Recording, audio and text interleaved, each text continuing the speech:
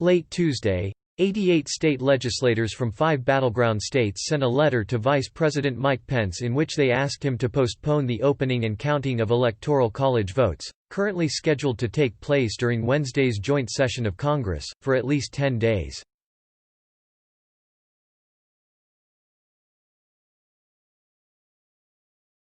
When the Electoral College met in 50 state capitals on December 14, 2020, subsequent to the certification of the November 3 election results by officials in each state, 306 electors cast ballots for Joe Biden, and 232 cast ballots for Donald Trump.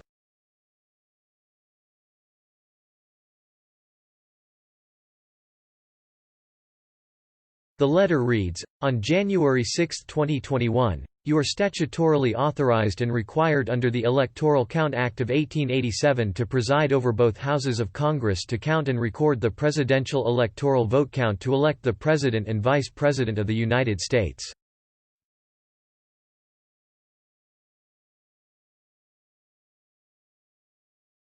This congressionally set deadline, however, is not the supreme law of the land, and in fact must not supersede our state legislative authority under the Constitution.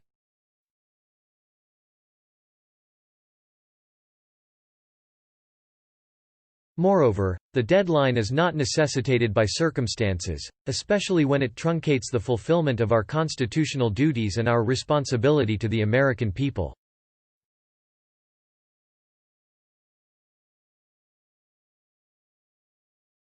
There are extensive and well-founded accusations of electoral administration mismanagement and deliberate and admitted violations of explicit election laws enacted by state legislatures in Arizona, Georgia, Michigan, Pennsylvania, and Wisconsin, the state legislators continued, adding,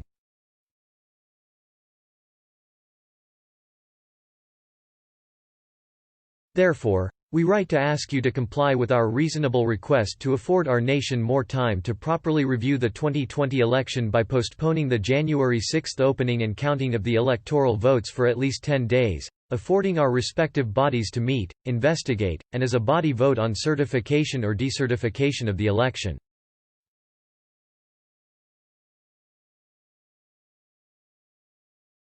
This action can be completed prior to the inauguration date, as required by the Constitution.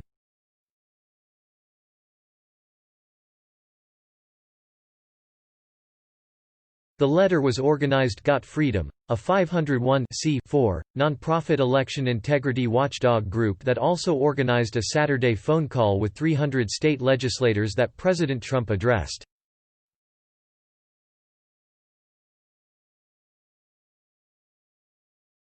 The letter was signed by 88 lawmakers, with more signing on by the hour, and similar letters have been signed by other legislators in the swing states, bringing the total to well over 100 total signatories, Got Freedom said in a statement released late Tuesday.